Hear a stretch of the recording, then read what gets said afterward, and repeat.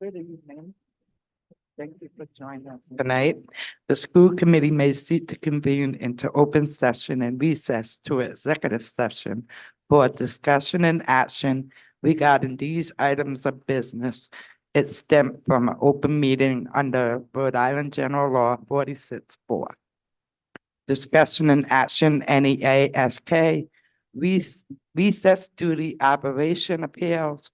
Discussion and action, NEASK, negotiations, 4246-5A2. Discussion and action on a personal job performance, Rhode Island General Law 4246-5A2. Do we have a motion? I'll make a motion to convene in executive session. Second. All in favor? Aye. Aye. That motion passes.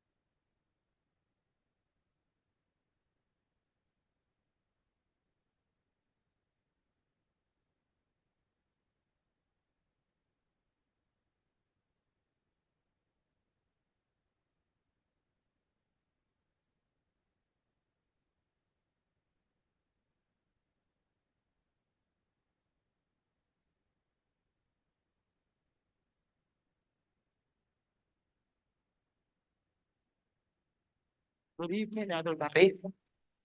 Thank you for joining us tonight. I would like to open the meeting. It is 7 p.m. I'm going to call the meeting to order. Mr. Bradley Scher, Here. Mr. James Festiva, Here. Ms. Carol Better, Here. Ms. Melissa Boyd, Here. Ms. Kate Massey, Here. Ms. Michelle Busso, Here. and myself, Paula Whippet, here. Please join us in pledge allegiance to the flag.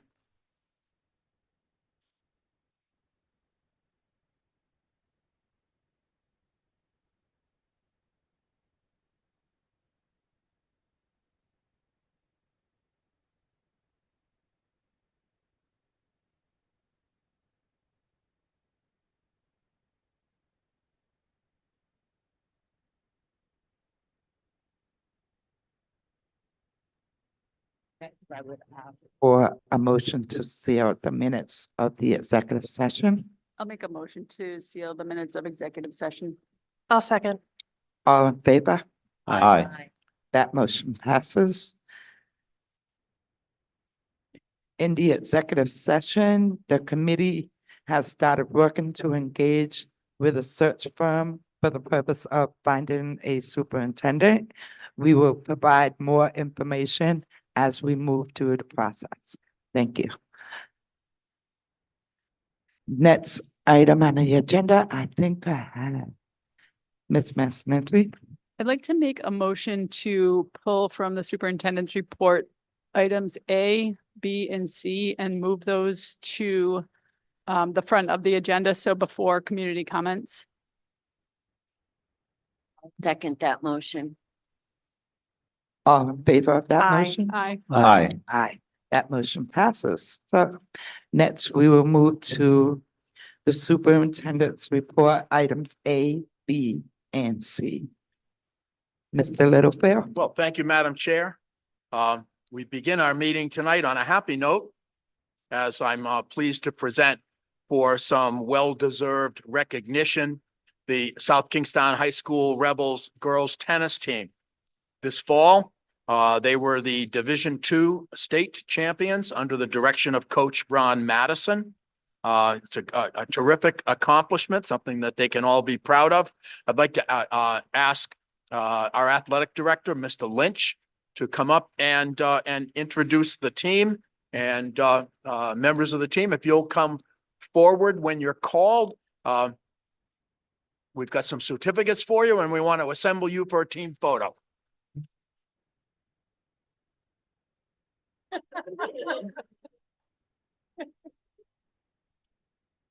I'll get you in a second.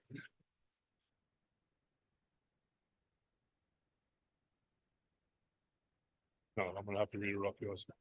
Oh, you got it? Thank you. I'm gonna bring my glasses, but other than that, you got glasses? Yeah. Good, thank you. Okay. So, ladies and gentlemen, please welcome our state champion, as Mr. Littlefield already said, Division II state champions, undefeated throughout the season as a team, 13-0, and went through the playoffs, did a great job.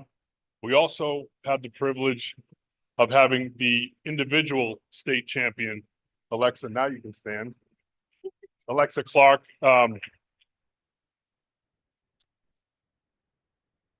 So she was seated fourth in the overall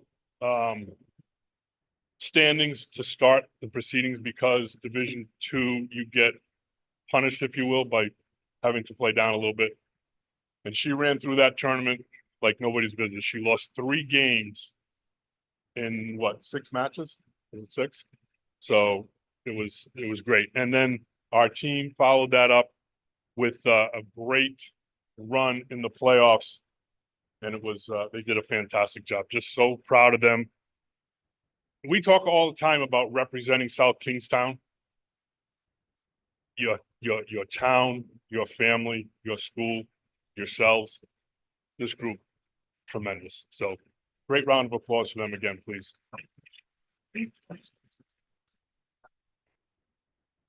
Call you up one by one. Sophie Alberino. Ella Basquet.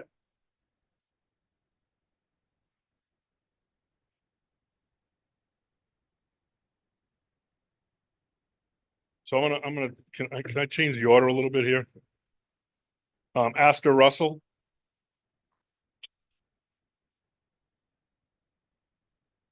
So I just want to recognize these two because they got the clinching points in our semifinal and our final match to put us over the top in both of those great wins, number 3 doubles.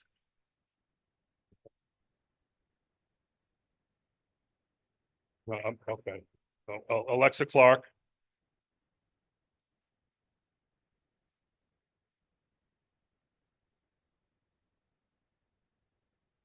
Margot Darcy. Did you see that?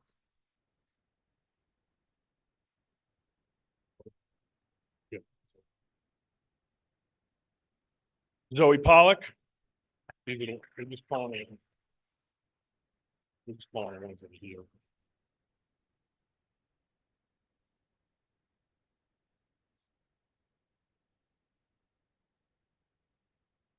Mia Held. I'm sorry, Sophie Held.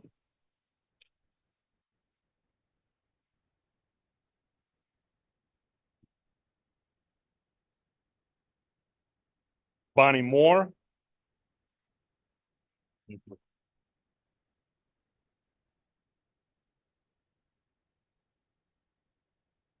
Sorry about that, Bonnie. Put a little heat on here. It's not easy. And Alexa Rollins.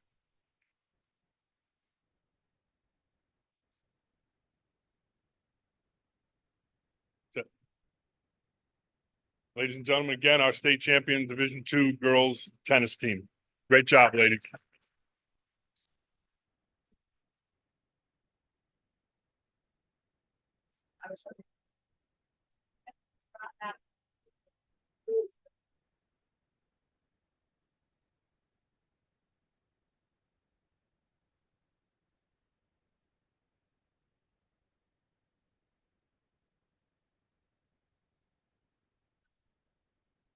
Congratulations to you all.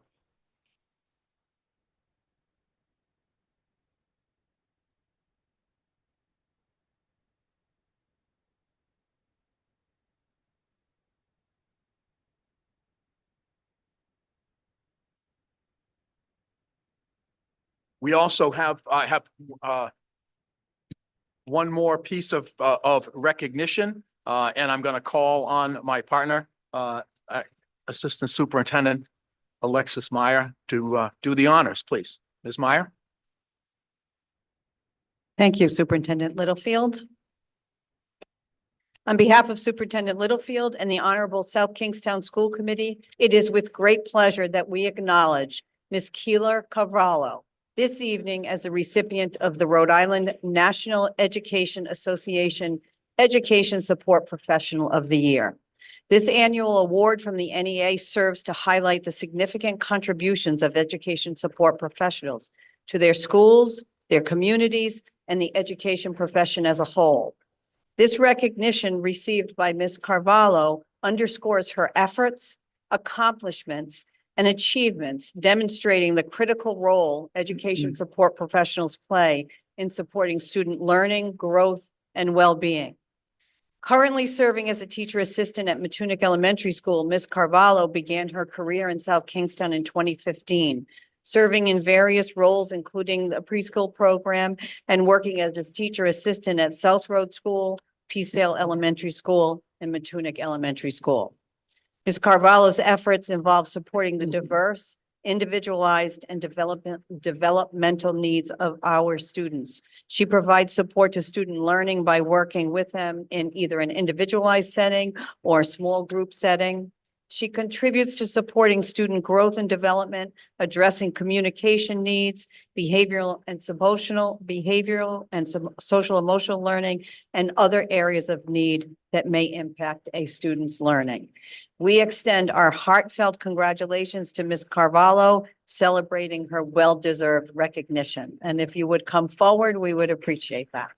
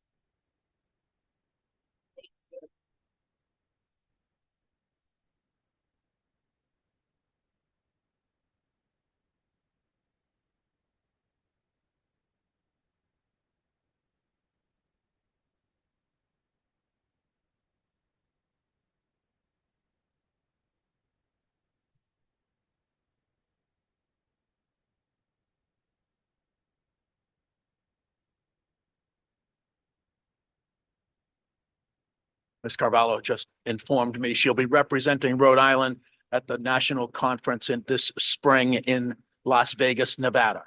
And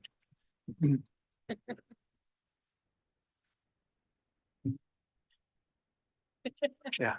Next in my superintendent's report, he's not scheduled to receive any award, but yet he's only been on the job for 2 days, but I thought it would be appropriate to bring our newest member of the administration team up to meet the committee and the community. Ryan Kilpatrick has come back to his native South County from his position as finance director for the town of Portsmouth.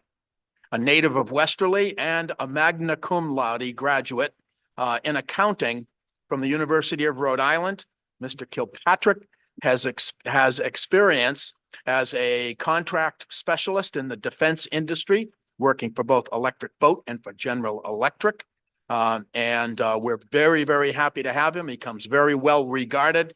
He'll continue to work alongside Mr. Crowley this week to bring him up to speed on fiscal year 2024 and begin the process of building the budget for fiscal year 2025. So I'm happy to introduce Mr. Kilpatrick, if you'd like to come up and say a few words.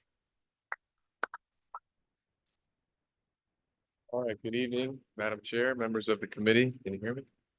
Well, it's a great honor and privilege to be here. It's nice to meet all of you. I'm very excited. As Mr. Littlefield alluded to, it's my second day on the job today. Very exciting times at the school admin building. It looks like we have a great team. I have a lot to learn, a lot of things going on, but I'm very excited to get my hands dirty and dig in and support all you folks in the great town of South Kingstown. As Mr. Littlefield said, I'm from Westerly. My wife and I now reside in Charlestown. She's a native of South Kingstown. So my in-laws are down in Matunic. So got some affinity for the town for sure.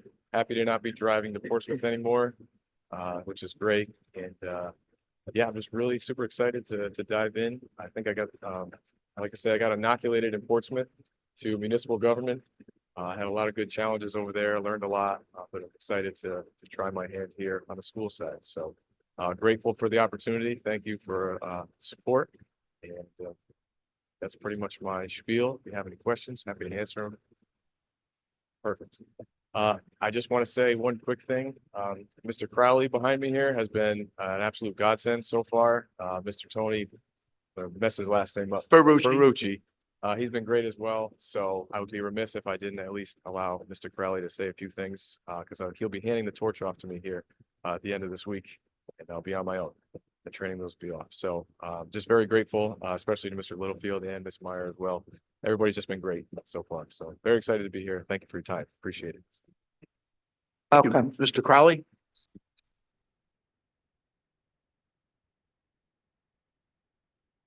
Good evening. I'd like to thank you for the opportunity to be here. You got a winner. Seen it already.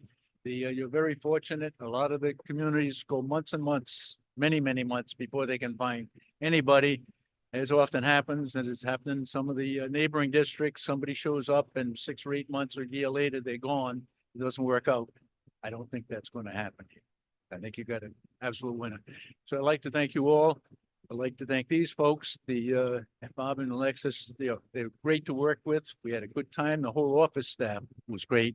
I mean, even Terry.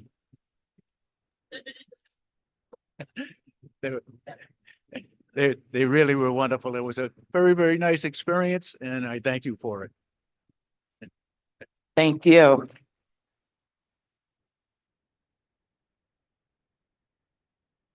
Lastly, the last piece of my superintendent's report. No.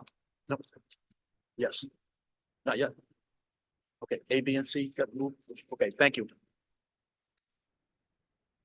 Okay, moving back to the top of the agenda. It is time for community comment.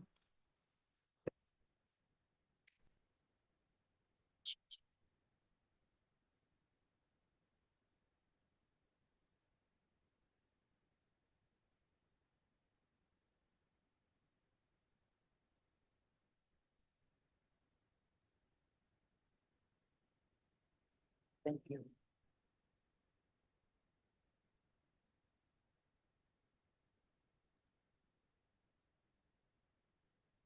Mr. Beasley?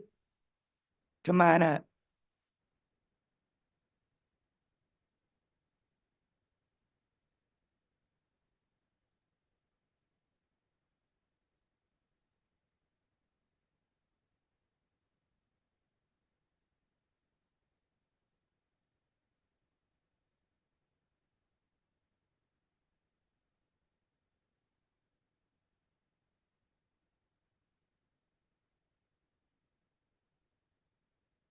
Couple of weeks ago,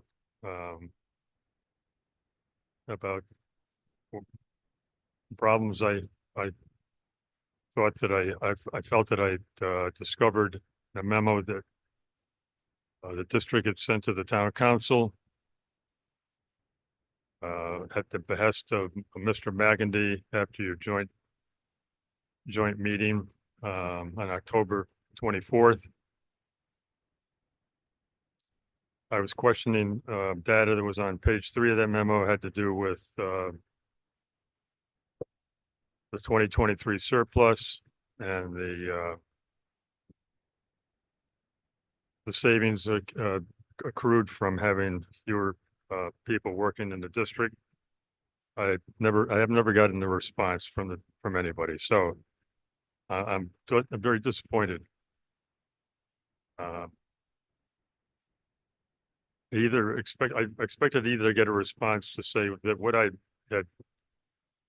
was saying was correct or what I was saying was incorrect.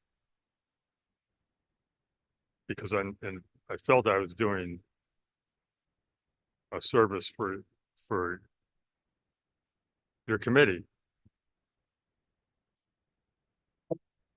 I have one other question. I've been following the expenses over $4,000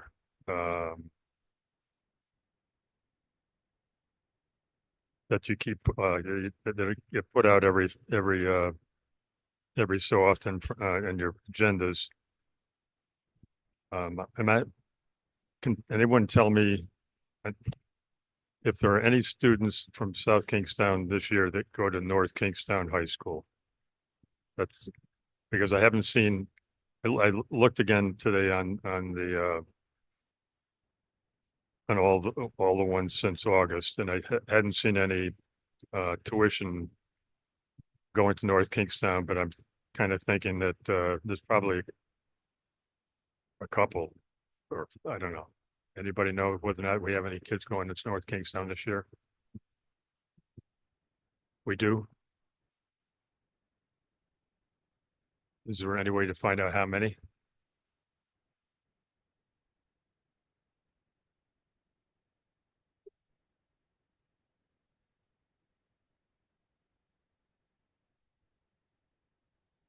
And lastly, I've been coming up a bunch of times and talking about teacher absenteeism. And it's still not on your agenda. And here's the thing. Within probably a week to 10 days, 2 weeks at most, the 2022-23 school star reports and the district reports and the accountability data is going to be released by RIDE. And I was giving you this school committee an opportunity to get ahead of the issue, okay? To confront the issue before those numbers come out. Because when those numbers come out, and if they're as bad as the amount of money that you spent last year for substitutes shows it is, you're not going to look good.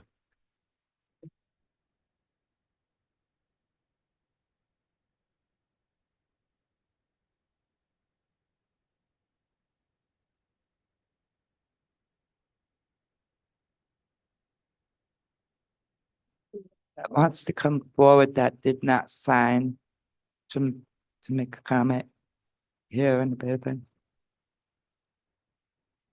Okay.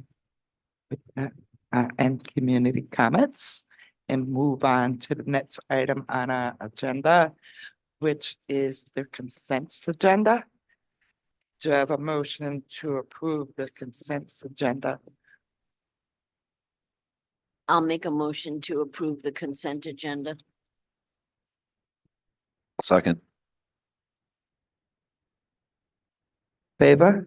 Aye. Aye, that motion passes. Next item on the agenda is item D in the superintendent's report. I'll pass that over to Mr. Littlefield. Okay, thank you. Thank you, Madam Chair. In looking at our accountability data, I would be remiss if I said that teacher attendance, teacher absenteeism is not an important topic. While Rhode Island was the first state to consider teacher attendance as a criteria for their school accountability formula, 35 other states have followed suit after Rhode Island did so. A lot of it came about as more and more research has been published about the impact of teacher attendance on both student attendance and student achievement. The most recent set of data that have been released by RIDE reported that in the 2021-22 school year, 22.3% of South Kingstown teachers were considered chronically absent. Chronically absent means that that a teacher has been absent more than 10% of the time, and for most teachers, that would be on a 180-day school year. It would be more than 18 absences. There are exceptions for that formula, and that is those absences not to be included are professional development days and conference days and days that are part of a district-approved leave of absence longer than 5 days, such as maternity leaves, medical leaves for surgery, etc. So keeping that in mind, I looked at our neighbors, particularly Charahoe District and Narragansett, where they came in at 3.7% chronically absent and 3.4% respectively. Barrington is at 2.6, Middletown 5.8. I looked at the teacher contracts in those districts, and there's nothing really that jumps out at me that it would be any different from our teacher contract language about sick leave. So I wanted to look a little deeper, and looking at our teacher attendance from that year, 21-22, it appears that a number of our teachers were not coded properly when they were on district approved leaves. And so there are a number of teachers that I found just on a cursory search who were labeled chronically absent when they should not have been, because they took district approved leaves during the course of the school year. I've met with our human resources department. I've met with our data team we've contacted RIDE to find out, can we make corrections to our data retroactively, and making sure that we have processes in place for reporting our data going forward. So I looked at our teacher attendance for the first quarter of this year, which ended, I think, on November 6th. And at the end of November 6th, there were 2 teachers out of 290 teachers who had been absent for more than 10% of the first quarter. So that would be 5 days absent. So that is approximately 0.6% of our teachers. I'm going to keep track of this. I will report to you at the end of each quarter. But certainly nothing is more important for our children than to have a highly qualified teacher in front of them as many days as is possible.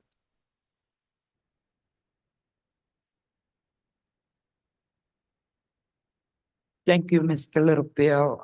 I would say I appreciate you, your willingness to keep track of, absentees in our school district in regards to our teachers. You said it best, it is better when our students have consistency within their teaching staff. So I want to thank you for that. Next item on the agenda is school committee business. Wait a minute, I gotta back it up. Just gonna make a motion to accept the superintendent's report. I'll second that motion.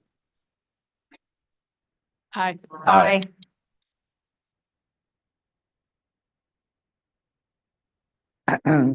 Now we can move on to the school committee business. And with that, I would.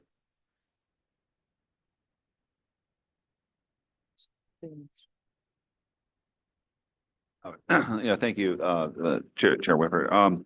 I wanted to put this on the agenda because it came up in our transportation subcommittee meetings to look into potentially putting speed cameras in the school zones to help reduce, make it safer, basically. And we did start the discussion around Peace Elementary, and I believe Chief Moynihan is here tonight to talk about a study that was done in that school zone specifically. And there are some pretty alarming numbers, and I'm glad he's here to kind of talk about that. So thank you, Chief. I'll turn it over to you. Thank you. Good evening, Madam Chair and member of the committee. My name is Matthew Moynihan. I've been your chief of police for the past 18 months. As was said, I'm happy to be here tonight, and I thank you for the opportunity to talk about school safety. And as was said, I'm a member of the transportation committee. And specifically when I talk about, sorry, good. How's that better? I thought I talked too loud as it is, so I didn't want to blast everyone here. But I think when I speak about school safety, it's everything about the building security, the children in the building, and as well as the traffic around the building. We have a serious speeding problem in our school zones within the town, and so I brought that to the transportation committee's attention. We've conducted a 5-day speed study. The study was conducted in 4 of the school zones. We have 7 total if we're going to include the private schools. I'm just going to I have data on all 4 zones, but because of the agenda specifically lists Peacedale, we'll only speak about Peacedale, and I'm happy to provide the other data from the other zones at a later time if the committee wishes. So the speed studies were conducted over a 5-day period from Monday, October 30th through Friday, November 3rd. And they were done from the times of 7 a.m. to 6 p.m. They broke it down into specific areas of the morning commute, the full day, and then the evening commute. And I say evening commute, more of the hours of after school going up to 6 p.m. But specific to Peacedale, out of all the 4 zone studies, Peacedale had the most vehicular traffic over this 5-day period. There was a count of 23,249 vehicles passing through the Peacedale school zone during the times of 7 a.m. to 6 p.m. for the 5-day period. Of that, an alarming 7,771 vehicles were speeding in excess of 11 miles over the speed limit. So school zone, 20-mile-an-hour area. So out of that, almost 8,000 vehicles out of that 5-day period were in excess of 11 miles over the speed limit. All right. I'll give you the breakdown between the morning commute. So if we break that down between 7 and 9 a.m., 27% of the vehicles were in excess of that 11 miles an hour speed limit.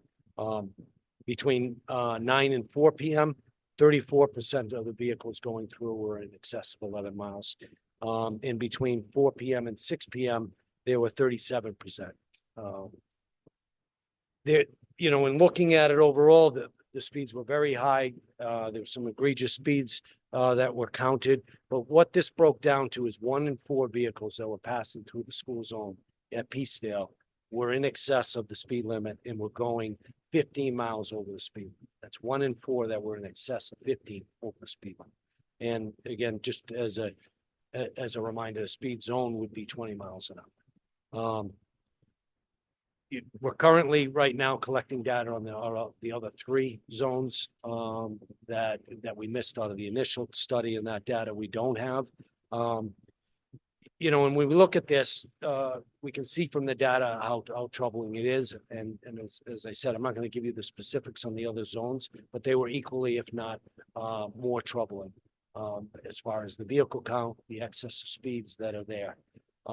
And when we talk about speeding, you know, throughout the town, we frequently talk about it's a whack-a-mole situation. We can put a patrol car out there and people are going to slow down. We can put a flashing speed sign out there and people may tap their brakes. But as soon as that's not present, you know, the speeds come back up. I'll give you a little bit of background about the police department. We have 58, we're staffed with 58 police officers. We're not at full complement. We have a handful of officers that are out on long-term injuries. And we're constantly recruiting. We have 4 that are graduating the academy in a couple of weeks, the statewide academy. And then we have 4 more that are going to enter the academy in January.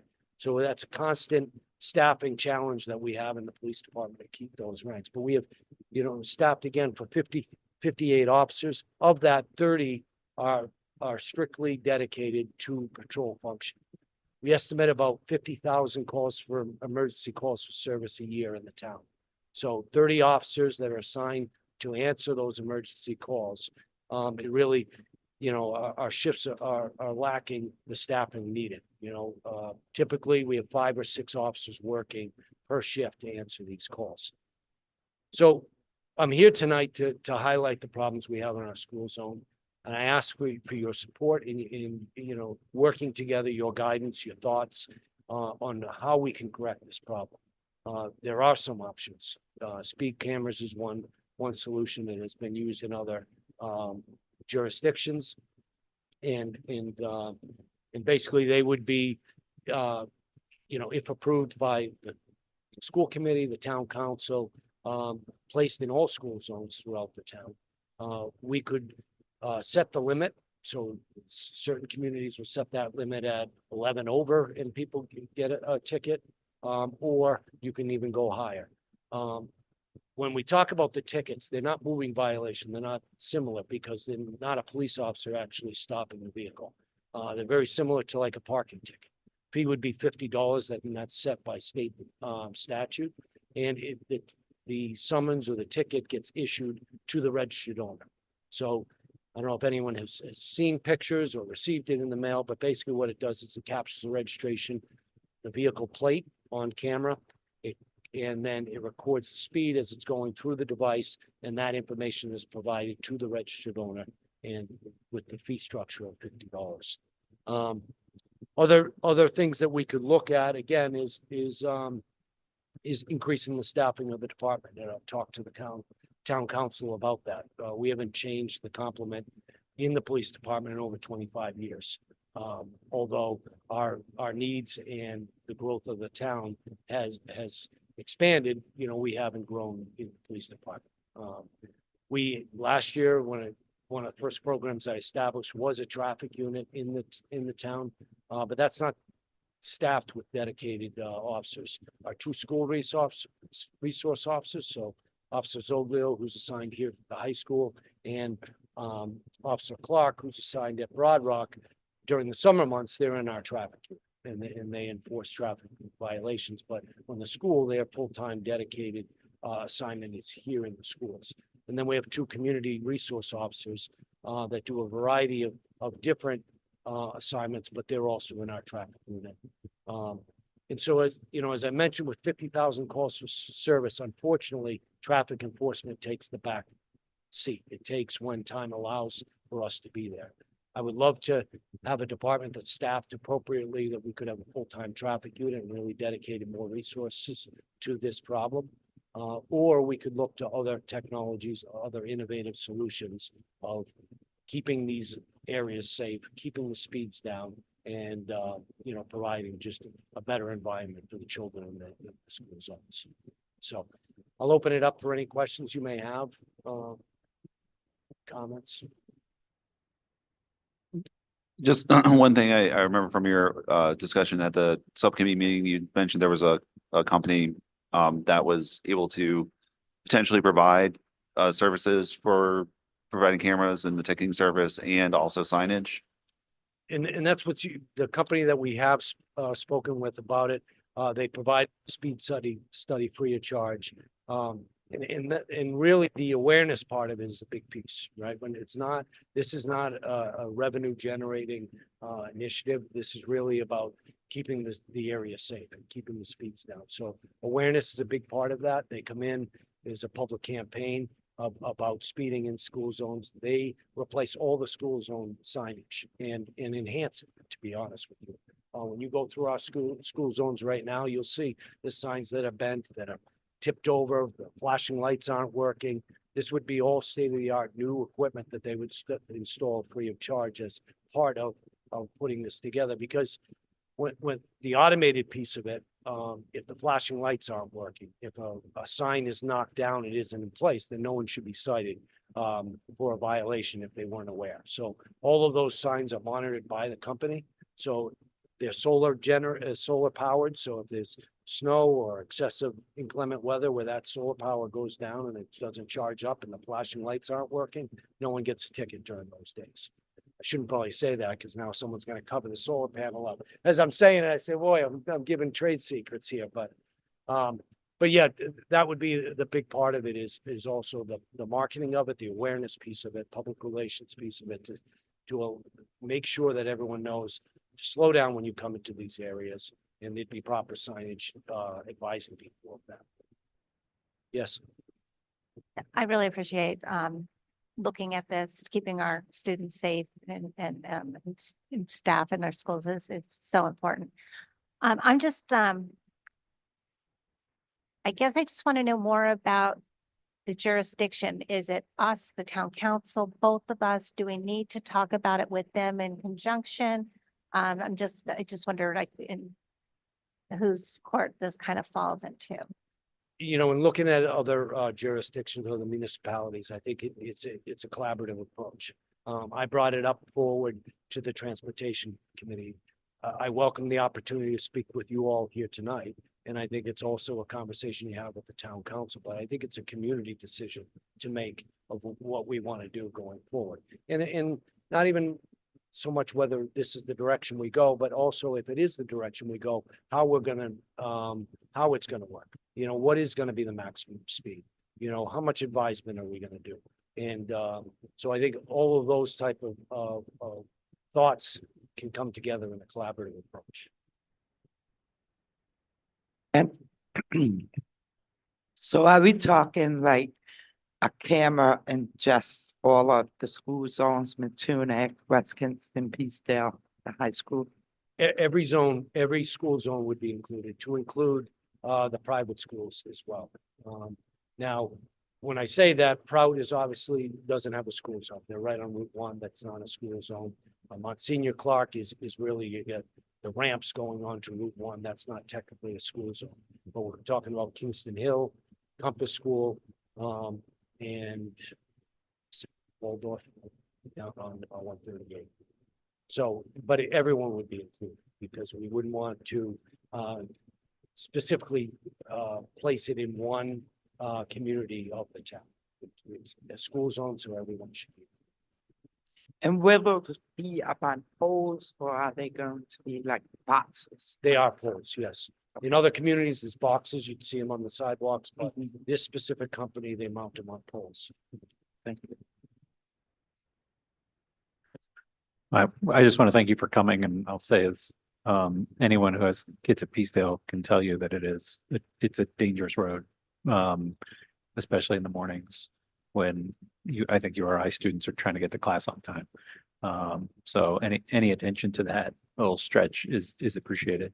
So my question is there, does the town need to pass some new legislation or so to allow the speed cameras to be installed? Is that state law? Is there, would we approach the town council and say, we need you to pass some enabling statute? So I am in discussions with, obviously with the manager and the town council to explore this. But yeah, it would have to be passed by the town, by state statute, which requires it. You know, the police department, town manager couldn't unilaterally just put this up and have it in effect. I think again, having the support of the school committee coming forward and us working all together on this is the best solution going forward. You know, Peacedale, I'll say it, it's a terrible problem, you know, and when you look at it, I meet with URI Student Senate, you meet with members at URI encouraging even the student population. There's other routes, you know, you come to that area, you can go straight, you go down North Road and come up to Saugatucket to cut over to the university, or you could go Kersey Road, or you could come through the Rotary, you know, and come around that way. So putting a speed camera there, putting awareness in letting people know this is a school zone, and if you're found to be in excess of the speed in that, you're going to get a ticket in the mail. And for a student, you know, if the ticket's getting mailed back to New Jersey, New York, and someone's mom and dad's getting in the mail, they're not going to be too happy. You know, what I'd like to do is encourage that, to deter that behavior, keep them on North Road, you know, and that's what we really share with the university. I'd love it for all URI to stay on North Road, you know, and if they want to speed on North Road, then our officers can be there and take necessary actions. But if they're going to come into our school zone, they have to approach it and pass through in a safe manner so the children are. Well, and the key to that too is that there aren't any sidewalks, and the little sidewalks, I shouldn't say there aren't any because there are little ones, but they're very far up. And so you see families walking on those little breakdown lanes all the time. I also would be remiss in saying it's not just URI students. There's many a community member and parent hustling through those areas as well.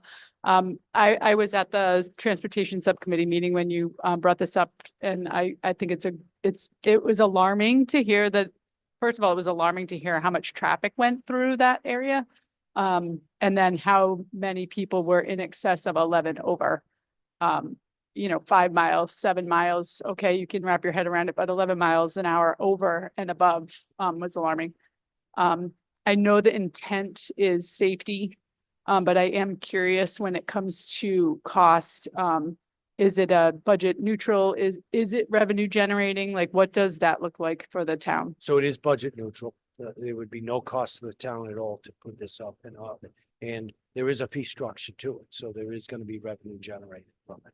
But, you know, I really caution approaching it that way, that it's not looking for revenue, you know, and was at the town council meeting last night. We talked about parking tickets and I'll tell you, from the police perspective, I'd be happy to never write a parking ticket, never write a speeding ticket, you know, because, and that's policing. And when we talked about restructuring the parking fines, it's more of a deterrent effect. And that's really what this is. It's awareness and a deterrent effect of bad behavior. You know, we've got a campaign going right now about impaired driving. You know, we're all over the news. This isn't a new problem in South Kingston. What's new about it is that we're talking about it. It's awareness. And the idea behind it is we're hopeful that people will think before, you know, think more, because this message has been going on for years and years. But take a few extra moments to think before getting behind the wheel, either after drinking or using drugs. So it's the same principle of that. It's not about generating revenue. It's about really deterring bad behavior.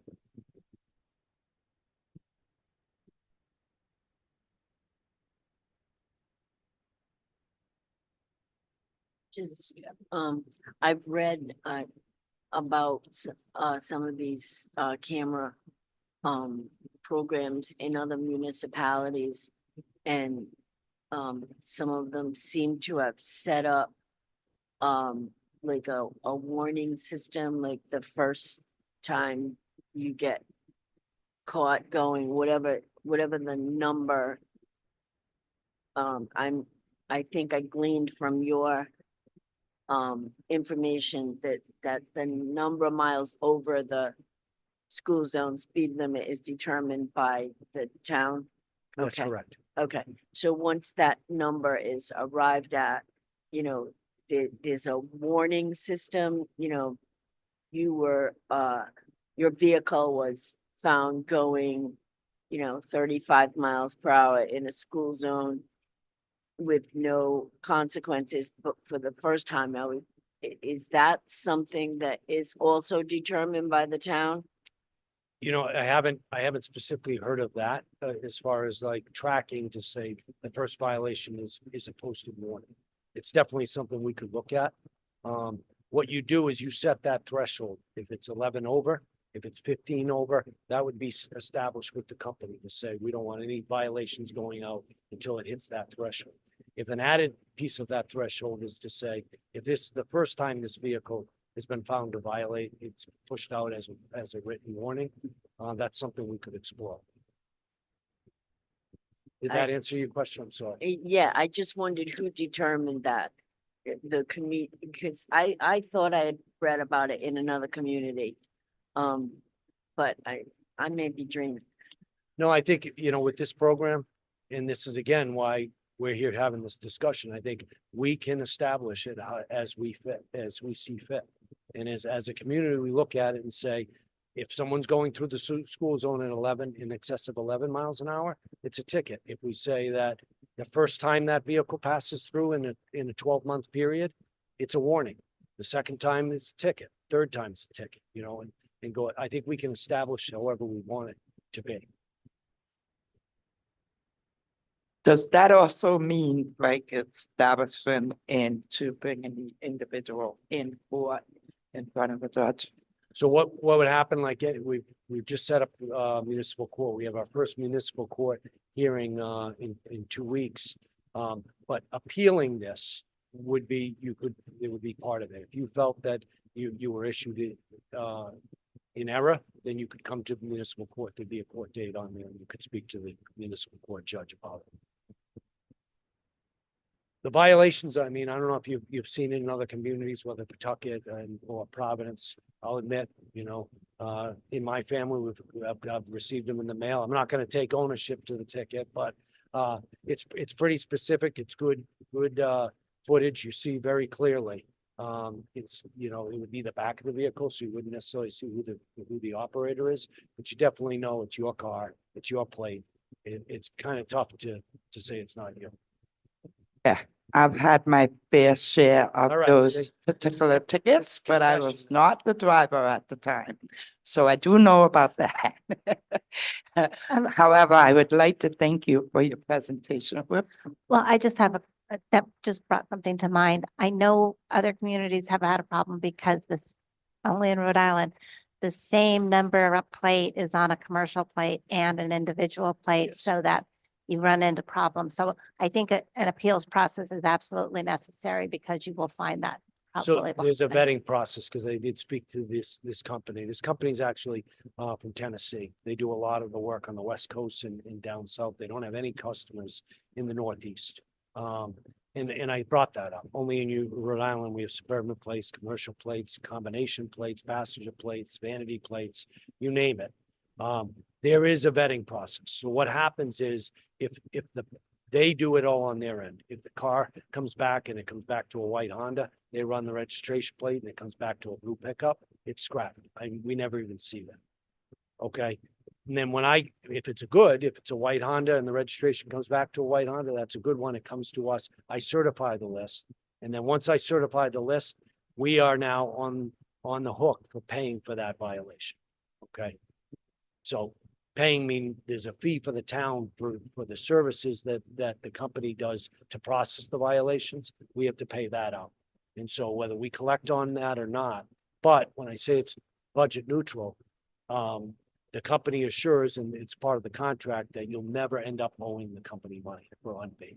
They take care of all the collection agencies, so they'll send it out, say you owe. Someone doesn't pay, they send reminder notices, and then they have a collection agency that they pay for to collect on paid fines. I'm glad you have that vetting process. That sounds great. Yes, thank you. Any further questions? Chief? Esposito? Thank you, chief. Thank you.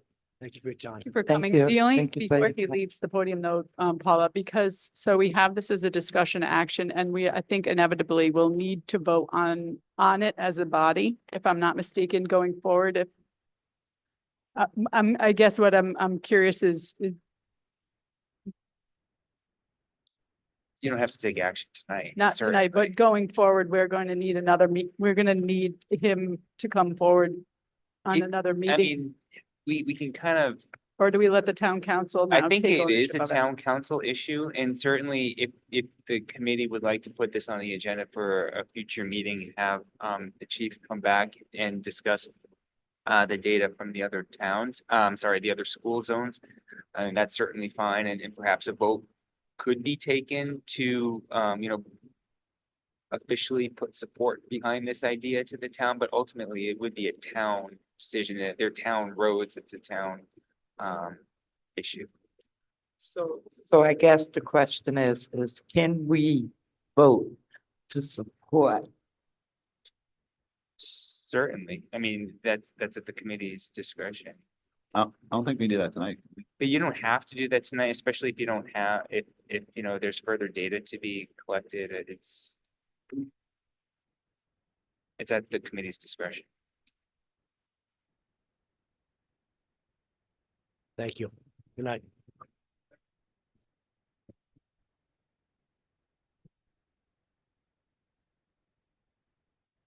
Okay, next item on the agenda, for school committee business is, a discussion and action on the South Kingston High School music field trip to New York City in May of 24. Mr. Benz. Good evening. I was here about a year ago asking for your blessing, your permission to travel, and we had a very successful experience last year. This year, we wanted to do something that was more accessible financially for more people. Last year's trip was on the larger side, so Ryan and I together agreed that we wanted to do a day trip. We wanted to give the kids an opportunity to see a Broadway show. So that's what the trip there this year is intended. It's a one-day trip on Saturday, May 4th, leaving at 7 a.m. Do you have the information about the trip in front of you? Okay, so I don't need to go over all of it. Pretty much everything is in there. We have right now, just so you know the numbers, it's 86 students are currently signed up to go. We need about 12 chaperones. Oddly enough, we got about 40 parents signed up to come on this one. Not a problem. We actually didn't have any trouble last year either getting parents, I have to say. But so yeah, we had a lot of interested parents, which is a wonderful luxury to have. So we're going to have plenty of adults, and we should have a really good time. So we're asking for permission to move forward with the trip and permission to continue raising funds for this trip. We do that through, of course, our performances, our donations at our performances. We do that through community outreach, and we do that through our fundraisers that we coordinate. So that's what I'm here to request, and I'm here to answer any questions if you have them. Happy to do that.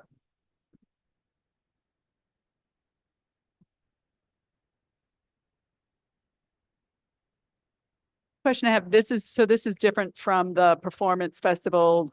Right. Is This a is different actually animal. not performing. So this is the kids, the intention of the trip is to see a show on Broadway. That's the main event of the day. And it's a one day.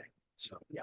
I love no it. Performance involved. I think it's great. It's an incredible opportunity. There are some kids that might never get the opportunity to go. So this Most is- of our kids have never been to Broadway Yeah. and have not seen a show. Yeah, no, it's incredible. So Which is interesting, and Very cool. almost none of them have seen Wicked. So we're going to see Wicked because A, it's a great show. B, it's still going to be there in May when we travel, because sometimes things come on and off Broadway pretty quick. You buy tickets and, you never know. We know that that's a show that's going to be around for a long time. And Ryan and I've seen it 3 times. Ryan's seen it twice. And we're like, we're going again because it's a great experience to see that. So we're really excited about it. We hope we can answer any questions or any concerns you might have. Boy, I have no questions, but if you need school committee volunteers, I'm happy to state that. I've But gotten that message from my colleagues too. if there is no further discussion, I can make a motion to approve the SKHS music field trip as presented for May 2024. Second. School committee members have not seen a show on Broadway either, just. Wow, it's a great thing. all in favor?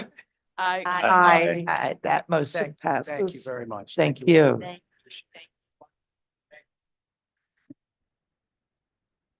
So item on the agenda is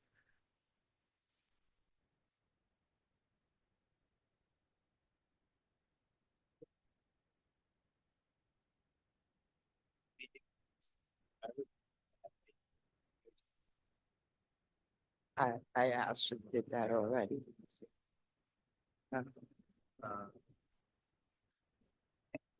So the last, item C was the discussion that was had in the, executive session. And so this is a working engagement between the school committee and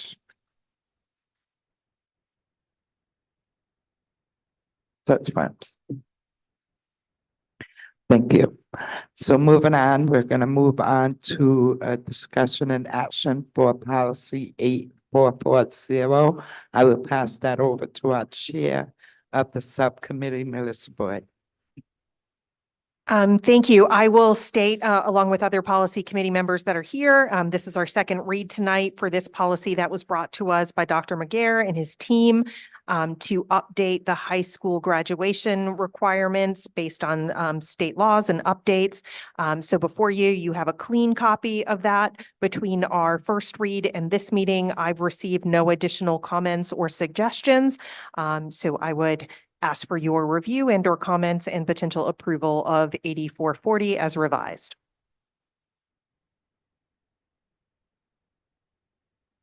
I just would like to make a motion to pass policy 8440, high school proficiency-based graduation policy as posted. Second.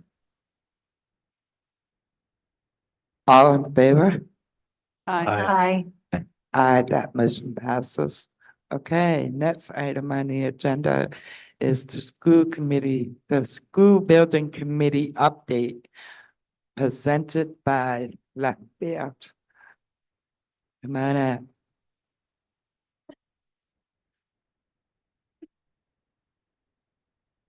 Good evening, members of the committee.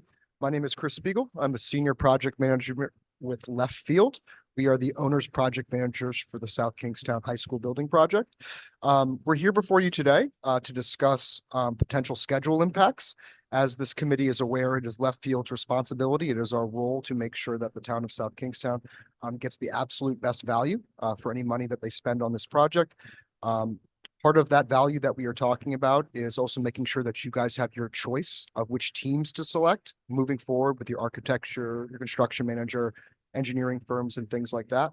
As you are aware, over $800 million was approved by voters recently for school projects. That means there's going to be a very crowded market, and it is our goal to make sure that South Kingstown has the pick of their litter when selecting an architectural firm to proceed with this movement.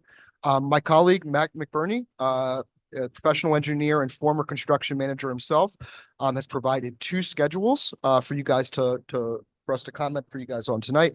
The first schedule would be bringing on an architect early in the process prior to the bond vote at risk. The second schedule that we have would be waiting for the bond vote to bring on an architect, and there's different schedule impacts and cost impacts of these two plans. We can talk about funding mechanisms for this work after Matt gives his presentation, but with that, I'd like to turn over to Matt to walk you both through separate schedules, unless Kate, the chair of our school building committee, would like me to touch on something before. No, I just wanted to set the stage, and I'm sure everybody at the table is aware of what we're looking at right now. As the town council voted to move forward with the up to $150 million bond referendum, and what's happening is we're determining the date of the potential vote. And the longer we wait, the more the cost escalations rise. And so Left Field was tasked with ways to mitigate that impact on our taxpayers, really, at the end of the day. And also, it will also dictate, when the project will be complete, when students will be able to move into a school, if the bond passes, and we move forward. And so Chris and Matt and Jim and their entire team has done a wonderful job just putting together some scenarios for us, because worst case scenario looks like it's what we're going to be faced with is a vote in May. And while that's good, we want the community to vote. We do also know that it is risky when it comes to the cost escalations in the current climate, and Matt's just here to kind of give options for us as a full school committee to be aware and give direction, and determining whether or not we want to take that risk on or not.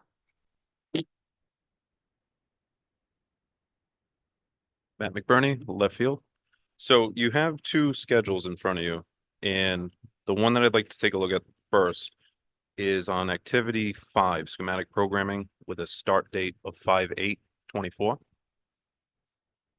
Just give you a minute to put that in front of you. Okay, so if we look at the schematic programming and take it back, first, a couple assumptions for both of these schedules. One, as Kate said, is a bond vote. I have an assumption of May 7th of 24 in this schedule. If we bring on the design firm to begin schematic programming, really their first task in the design effort after the stage 1 and stage 2 submission that you are currently at, we bring them on May 8th. Kind of going through the design process, going through each iteration of design, schematic design, design development, and then construction documents. That brings a construction new SK build start to 7/7/25. Again, for both of these schedules, approximately a 2-year construction duration for the new building is assumed. So if you can jump down to activity 17, FF&E move-in. So furnitures, fixtures, and equipment. So really, this is right after you have a certificate of occupancy and you can begin to move into the new building, set up the new building for the coming school year. If you see with a construction start of July 7th, 25, you're not able to complete that task until October 8th of 27. So well after the start of the new year, not at the start of the new school year. And then even further going down, looking at the existing building demo. So that's after the new building is able to be occupied, this building is vacant, demo can commence. That is bringing it beyond the summer months and also into the fall months. So just a bit of an impact to students and surrounding activities. And then also lastly on activity 19, hazard field. So this is now doing the new site work to put hazard field back. And really it's touchy because that gets into the colder weather months. So we're completing the activities in the site work really close to the end of the year, not the best way to approach that type of work.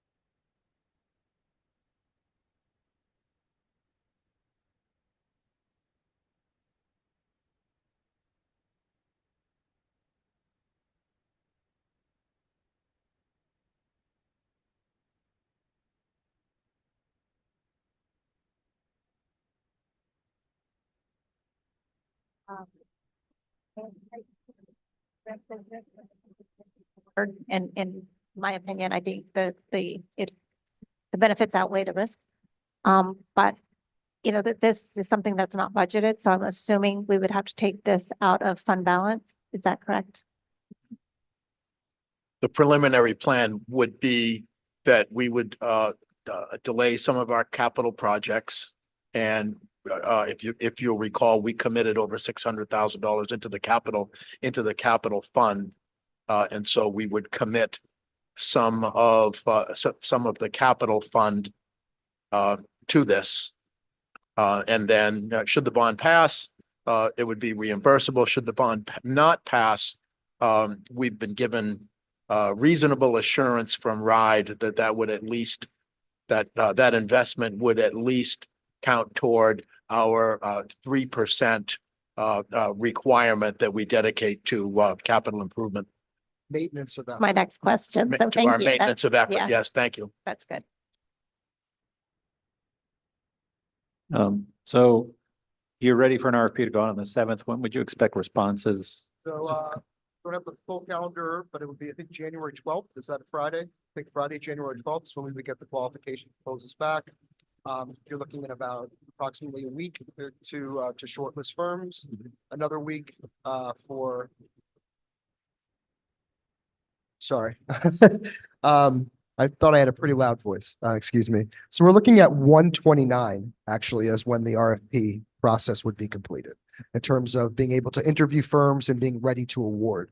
Now that award would have to go from school building committee to school committee. So depending on when meeting dates are set, that would be the process for that. We would also, in this case, most likely need town council approval for award because the town is going to be the one borrowing the money if the bond does pass, and they will be then taking over the payments. So it would be, I'm not sure, I would defer to council, but I believe that we would also need town council approval on the architect selection as well.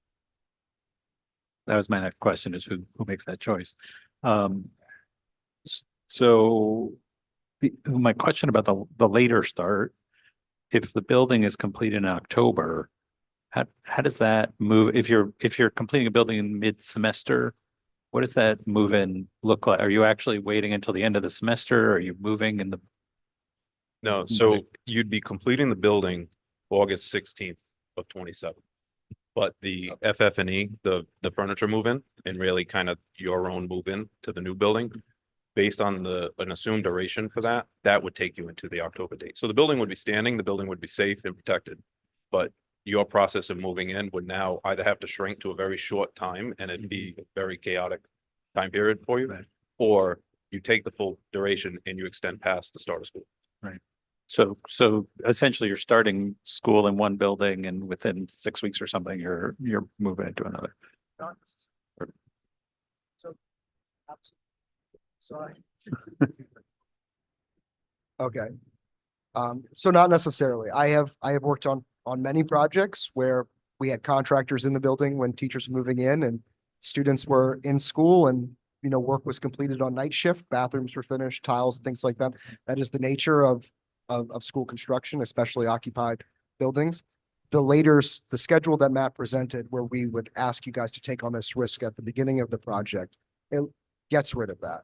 And I have done many move-ins where I'm trying to move in teachers with 3 days, and I've got contractors putting in ceiling tiles and testing out flush valves and things like that. It is chaotic is not even a gravitational word for it. It is, and a lot of people get very upset. Mistakes happen. All the systems that should be tested aren't tested. It is par for the course, but this project doesn't need to be par for the course. So that's all avoided with the earlier. Right, you would definitely avoid it with the earlier, but one other point, finishing the building on August 16th, that's a construction duration of 2 years. That's not anticipating any weather events that delay the construction or any unforeseen conditions that delay the construction. So giving yourself as much time before that true substantial completion date is beneficial to the project by far.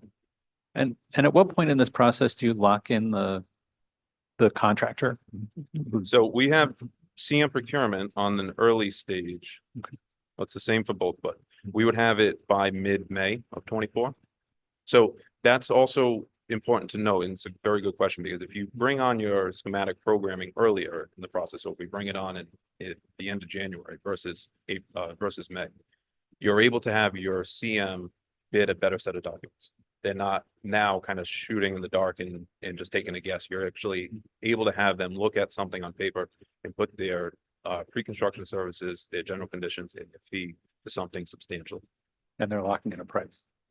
They wouldn't lock in a price for trade costs, not at that point, because this would be treated as a guaranteed maximum price. So at a schematic design level, those drawings aren't to the point where you're able to lock in a trade cost.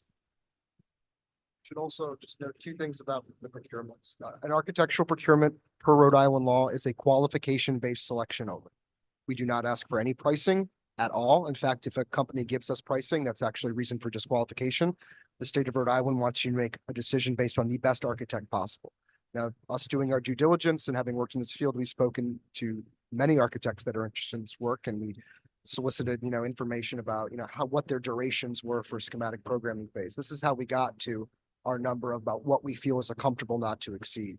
For the construction manager procurement, we are allowed to ask for price, but as Matt said, they're not going to be able to get their trade costs in yet. So we are awarding based on their qualifications and on their fee, on their general conditions for the work, which is how much their staffing costs for the project, as well as their fee, usually between 0.8% and 2% on a project like this on the lower end, because it's 0.8% of a much larger number.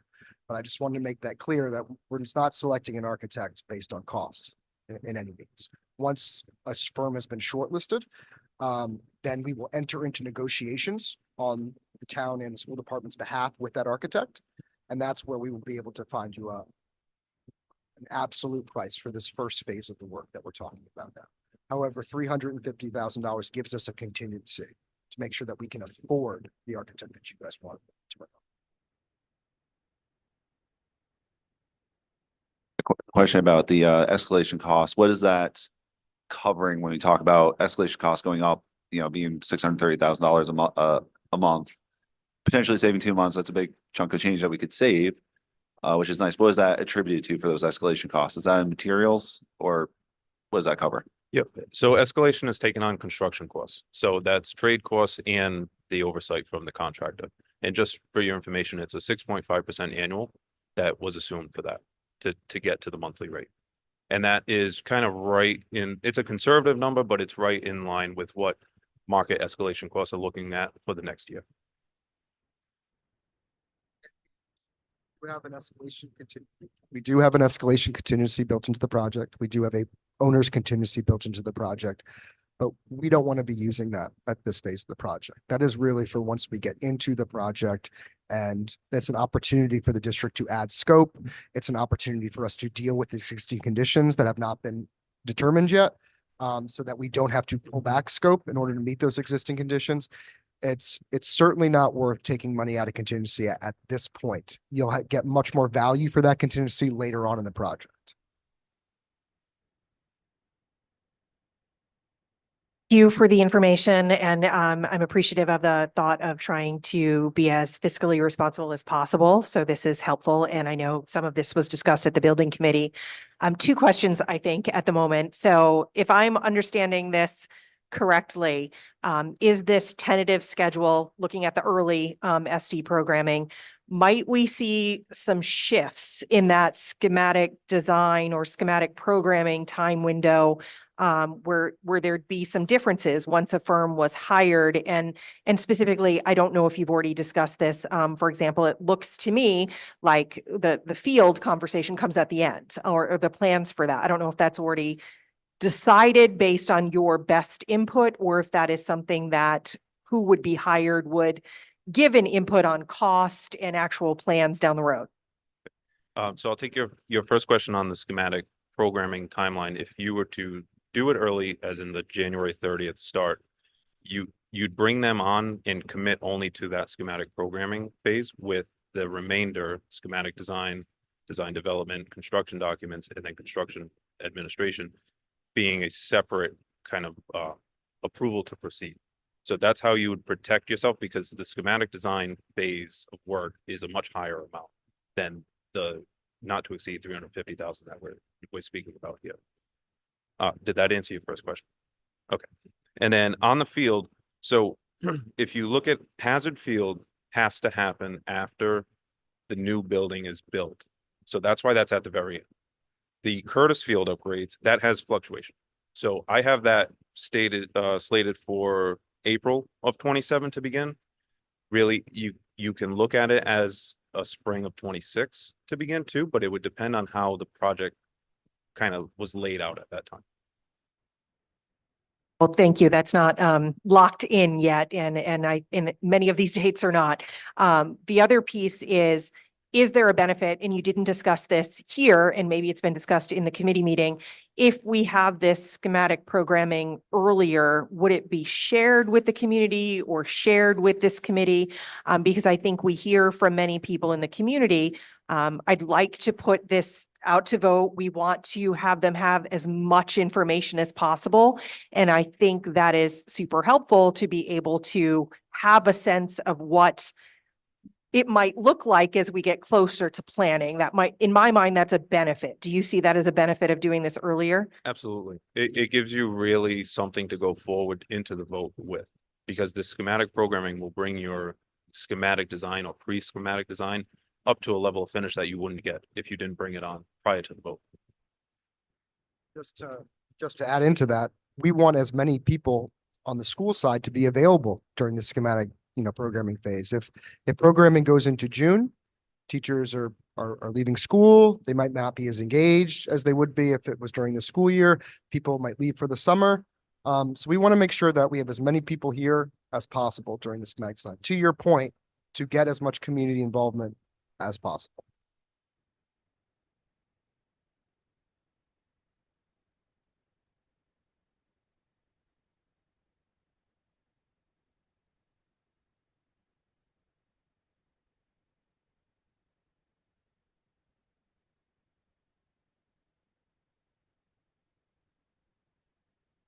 Give direction as to what way we want to move on this. Now, I'm curious, Bob, you and our new CFO might want to have a little discussion first. And maybe we could get some advice from you, but really, it is a timely, it's a timely decision. And we want to make sure, and as Chris said, the RFQ or RFP will go out regardless of which move we make, because we want to secure an architect as soon as humanly possible. But again, is it feasible? The up to 350 amount, like, what that will look like as far as an impact on the districts. Mr. Mahoney and I, and Mr. Crowley, we've discussed this. We believe it's feasible. And we're ready to make it happen. Up to, that is up to that amount. And I just want to make sure if we're committing that money and taking it out of the capital improvement project funds, does that put any schools at risk of, problems that we can't fix? I don't, it would not put urgent issues at risk. No, it would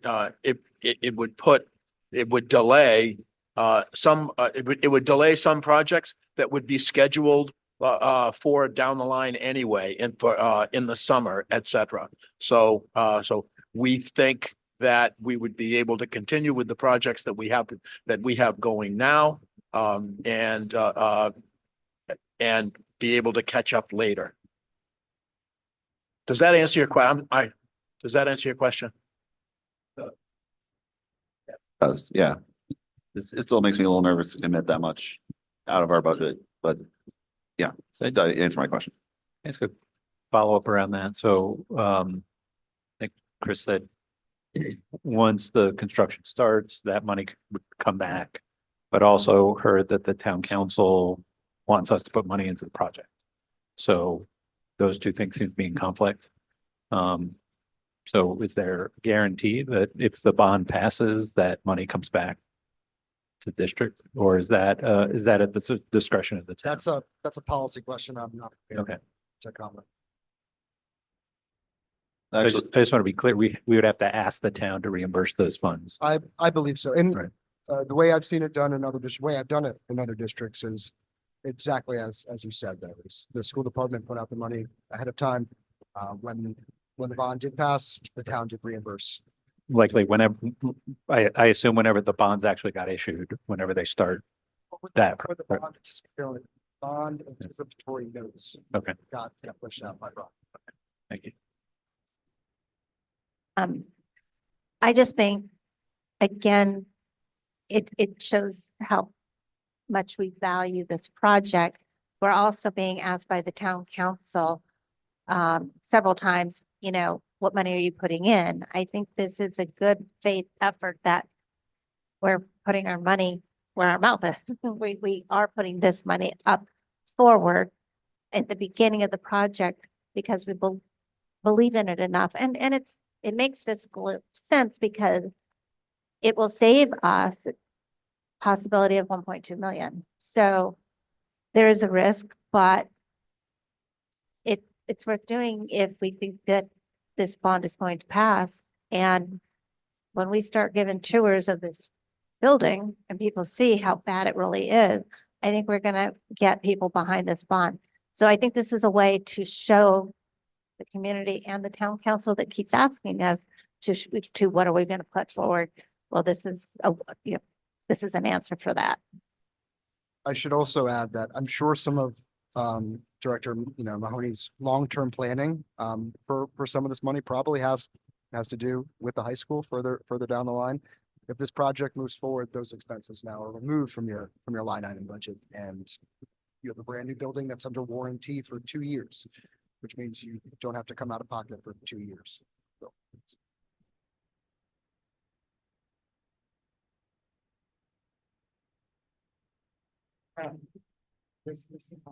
And that as a discussion and an action, I am going to do a roll call vote on this. Once you make a motion to, please make a motion. All right, Ms. Boyd, I'm gonna give it a shot. I'm gonna make a motion that we go with the, shall we call it expedited schedule? What do we want to call So this? if I might recommend a motion? Yes, please. The recommended motion be that this with committee would authorize the expenditure of up to $350,000 from the school capital fund to bring on the owner's design team Okay, ahead of I- the bond. Yeah. that motion. That we authorize the expenditure of up to $350,000 from our capital For the owner's consultant, fund for the owners consultants consultants. With the early, to meet the early schedule as presented by Left Field. Okay. We'll get it. It's a team effort. there we go. Second,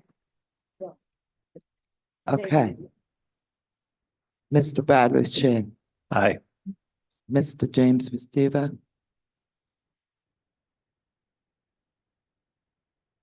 Ms. Carol Better, aye. Miss Melissa Boyd, Miss Kate Massey, Aye. Miss Michelle Russo, Aye. and myself, aye. Aye. That motion passes 7-0. Okay. Thank you. Thank you all very much.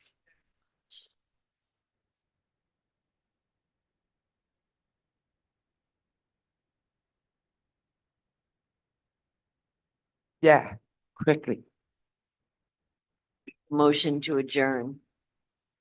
Second. All in favor? Aye. Aye. That motion passes at 8:31.